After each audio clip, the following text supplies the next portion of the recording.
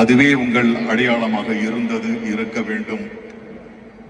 அமைதியும் பணியும் தவிர கூர்மையான ஆயுதம் எதுவும் இல்லை. அடுத்து, நீங்க பலமுறை சொல்லியிருக்கீங்க சார், பொதுவெளியில் இதை அடிக்கடி சொல்ல வேணாம் சார், பட் இருந்தாலும் சொல்ல வேண்டிய கடமை எனக்கு இருக்கிறது. படுத்த படுக்கையாய் கிடந்த என்னுடைய மகனை எழுந்து நடக்க வைத்தவர் நீங்கள்.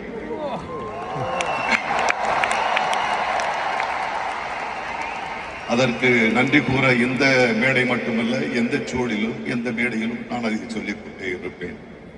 அவன் உங்களுக்காக, நான் இந்த விழாவுக்காக நான் போறேன்னு சொன்ன உடனே பப்பா அப்படின்னு கூப்பிட்டு, விஜய் அண்ணாவுக்கு விஷஸ் சொல்லிடுங்க அப்படின்னு சொன்னான். Vijay, you know what it means to you and me. Thank you for it. அடுத்து நடிகர் சங்க